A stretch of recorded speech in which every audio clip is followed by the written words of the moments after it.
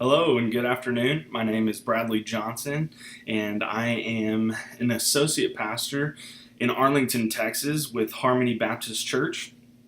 And I got the presentation of Jesus and the revolutionaries of his time. And before I get started here, I really do want to just take note and mention that this has been one of the biggest assets to me. I cannot recommend this book enough. I certainly will continue to use it in projects and things to come, but it certainly helped me with my resources and wonderful things in that book. But as we get started here, I kind of want to just break down the definition of a revolutionary. And it's a person who either participates in or advocates a revolution. Also, when used as an adjective, the term revolutionary refers to something that has a major sudden impact on society or on some aspect of human endeavor. And even for political reasons, one might be considered a revolutionary. In my studies, and especially in that book that I just mentioned there, a name that came up a ton was Flavius Josephus. He was a first century Jewish writer. He was born in Jerusalem AD 37 or 38, somewhere in there. And one of the things that I loved about Flavius Josephus is that he was the main resource that we have for information concerning the intertestamental period and the New Testament periods. And he really meticulously documented the first Jewish revolt. And he's got a couple works that I would seriously recommend.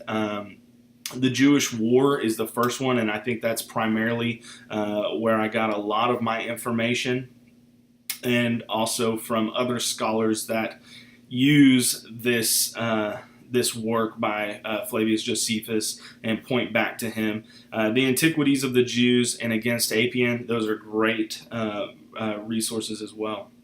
So my thesis for this paper and for the presentation here is going to be broken down into two main types of revolutionary movements. The first are those who sought power by advocating armed rebellion and agitated for military solution. And then the second are those with moral and ethical solutions, in which we're going to compare their difference to Jesus. So first, let's talk about revolutionaries seeking power by advocating armed rebellion and agitating for military solution. We've got four things here that we're going to look at and break down. One, we have social bandits. 2, messianic pretenders. 3, the Sicarii. And 4, the zealots. So first, the social bandits. They're typically going to come about in times of crisis and famine and high taxation, social disruption, those sorts of things. They arise in agrarian societies where peasants are exploited by the government or ruling class. So how did people respond to the social bandits? Well, it's actually quite interesting because I think they kind of looked at them as champions of justice for the common people. So what did they do? Well, they raided the Syrian border and they attacked the gentry who were in league with Herod. So, therefore, Herod assembled an army and he tracked down the social bandits to consolidate his power as Rome's client king. Since sources from Herod's later reign contain no reference to social bandits, we can fairly assume that this attack had extinguished them. So, are there any scriptural references towards the social bandits? Well, in Mark 15:27 it states, "And with him they crucified 2 robbers, one on his right and one on his left." So scholars are going to say that those would be considered bandits. And then also in Mark 15, where we're talking about Barabbas, it says, "And among the rebels in prison who had committed murder in the insurrection, there was a man called Barabbas." Now, Barabbas in the gospel passion narrative is said to have been in prison with rebels who had committed murder. And then also in John 18:40, of course, it says Barabbas is called a bandit as well. So what was their role? And as the revolt broke out, the bandits played an important role. They resisted the Roman army's forays, or their raids, if you will, into Judea and Galilee by using brigand groups dominating the region of Galilee. Were they effective? No, unfortunately not. The effectiveness of the brigade against Rome was due not only to their impressive military strength, but also to their favorable relationships with the peasants and the way that they can build alliances with the other rebel forces. So, what is the conclusion here? Without a doubt, social banditry is a major factor, and it's something that we have to look into and consider in any study of the first Jewish revolt. And that will lead us to our second, which is Messianic pretenders. So, in Judaism, prior to the first century AD, there was no single messianic expectation held by the Jews. Messiah is a title, it didn't appear in pre Christian literature, and the term does not suggest that there wasn't any expectations of an anointed royal Jewish leader of any kinds, so they weren't really expecting it. But was there a hope? Well, during the period of the Persian and Hellenistic domination, there's a little evidence of hope. A hope of an anointed royal figure who would deliver Israel, it started to become more important to them. And so around the turn of the era, there existed four broad types of kind of this messianic expectation. And that was going to be your prophet, priest, and king, and heavenly Messiah, of course. So what is the context? Well, during the Passover, when the demand reached a feverish pitch, Archelaus sent his armies into Jerusalem and massacred thousands of worshiping pilgrims. And of course, this catalyzed a revolt in pretty much every major area of Herod's kingdom. So what was their goal? The principal goal of the revolutionaries was to overthrow the Herodian and Roman domination of Palestine. And because of the lack of sources that they had, it was difficult to identify any messianic movements surrounding the first Jewish revolt, except, of course, the followers of Jesus.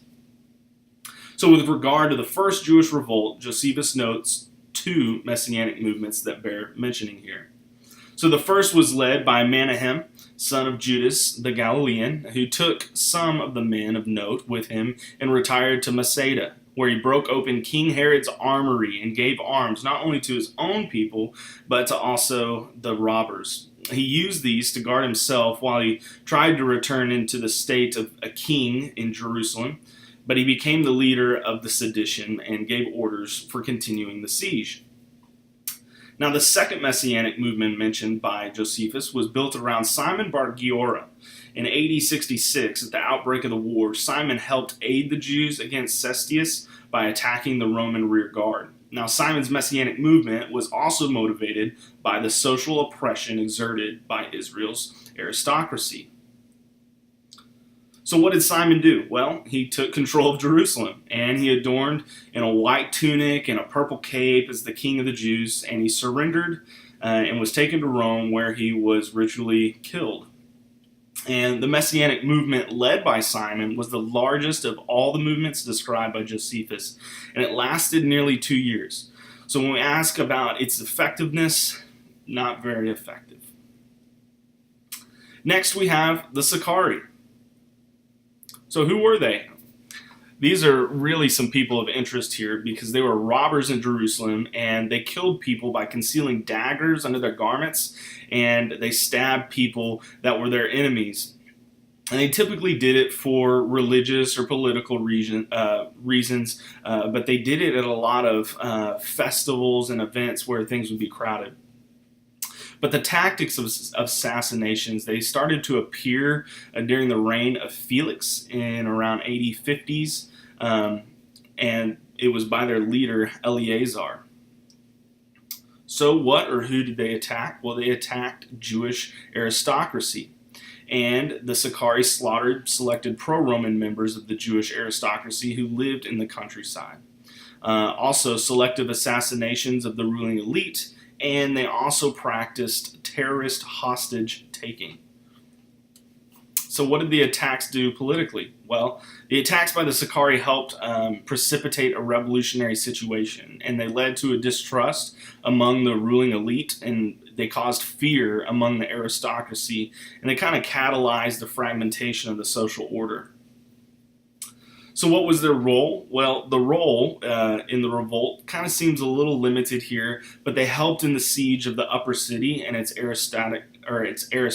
aristocratic inhabitants. but they also helped raise the royal palaces and the residence of the high priest Ananias.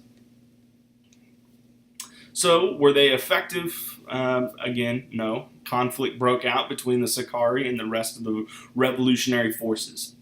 Within weeks, the main body of the Sicarii either had been executed, or they retreated back to Masada, or they fled into hiding. But in AD 73, 74, the Romans attacked Masada in one of their hideouts, only to find that they had all committed suicide, and there was only just a couple of women and children left. And next we have the Zealots. So when did the Zealots come about?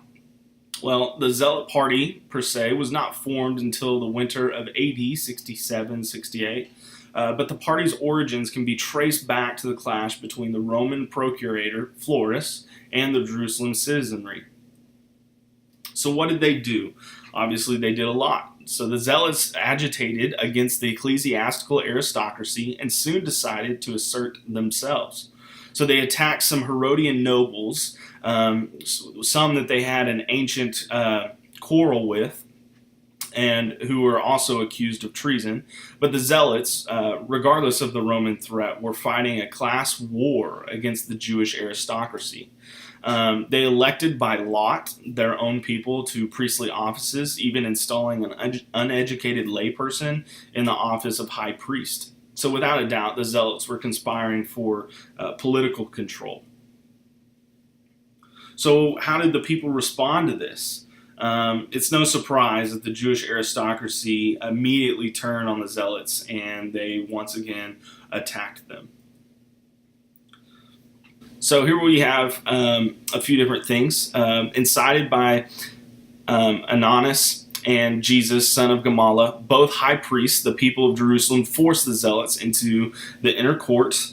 And so when they trapped them into the temple, the Zealots, they contacted people that had sympathy for them outside the temple. They actually came in and they killed actually Ananias and Jesus. And of course not Jesus Christ.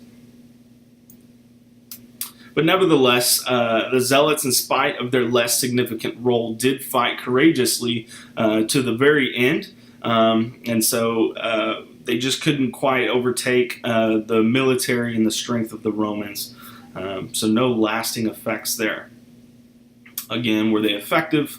Not in the vanguard among those who were agitated for rebellion. But once the revolt was underway, the only choice they had was to either flee or fight, and they fought, but unfortunately they were all killed. So what is our conclusion here? The Zealots should be remembered primarily for their thwarting of the nobility's plan to negotiate a settlement with the Romans. All right, and so that's phase one. Phase two, here we have revolutionaries that sought after moral and ethical solutions. So we're going to be looking at the kind of better side of things, the revolutionary prophets and the apocalypticists. So the revolutionary prophets, there may have been some expectations of the return of Elijah, but a claimant really never came or materialized, so we can't say that there is one. But the appearance of any popular prophet of reputed eschatological significance was more than just the fulfillment of popular expectation. And there's two main types of revolutionary prophets. We have popular prophets and we have oracular prophets. So the popular prophets, let's look at them for a minute. They had leaders who led sizable movements. The political authorities generally viewed this activity as insurrection, and so that's kind of what caused and forced a military confrontation, even though that wasn't their original intent. But these prophets and their followers generally arose in anticipation of the appearance of God's eschatological liberation. So how were they perceived? They were dismissed by Josephus as imposters and by people trying to deceive them. So what did they do? They preyed on social conditions and taught that God would transform their society into a society marked by peace and prosperity and righteousness. and the peasants left their homes to follow these charismatic leaders into the desert, and thinking that God would manifest his presence through signs and wonders to purify his people, and unveil this wonderful eschatological plan for redemption that he had previously revealed to the prophet that took them out there. So the three main examples of popular prophets is the Samaritan, Theudas, and the Egyptian, and these are great things to look at here. First, let's look at the Samaritan. Is kind of revered Moses as the prophet and cultivated hopes for a future Mosaic prophet who was discussed in terms of the Teheb. But Josephus, he tells of the Samaritan prophet who summoned people to go to Mount Gerizim, promising to show them holy vessels buried by Moses. But it was perceived by Pilate as seditious and was quickly suppressed. Theudas, he organized one of the prophetic movements during the reign of Theudas, and he claimed to be a prophet, and he persuaded a large crowd to follow him to the Jordan River, promising that at his command the river would be divided. But with Theudas taking no chances, he acted decisively, and he showed his fear of such movements, and of course he killed all of them. Next, we have the Egyptian. The Jewish prophet originated in Egypt, and he had about 30,000 followers who were to march from the wilderness to the Mount of Olives and then into Jerusalem. But Felix sent Roman troops to slaughter all those involved in the movement. So these prophetic movements, they saw themselves in some sort of continuity with Israel's past great historical deliverances. They had an eschatological dimension to their claim that God was about to deliver Israel and grant their autonomy in the Promised Land. So let's look at the oracular prophets. They pronounced imminent divine deliverance or judgment. And Jesus, the son of Ananias, appeared 4 years before the first Jewish revolt, during a time when Jerusalem was in very great peace and prosperity, and prophesied against Jerusalem for 7 years and 5 months. So in the end, he was struck by a stone from a war engine and was killed. So what is the conclusion? In the end, the number of prophets increased, and the Jews were urged to wait for their help from God. And at the end of the war, when the temple had already been sacked and set afire, a prophet pronounced to like 6,000 refugees that they would receive these miraculous signs of their deliverance, and every single one of those 6,000 people died. So here we're going to look at the apocalypticists. So types of resistance. Well, resistance against empires consists not only of a visible or physical act of rebellion, but it can also be a text or a text that discourses to seek to resist the imperial domination and its ideology. Therefore, Jewish apocalypticism became a powerful counter-imperial ideology for the Jewish people and under Hellenistic and Roman imperial dominion. So what did they believe?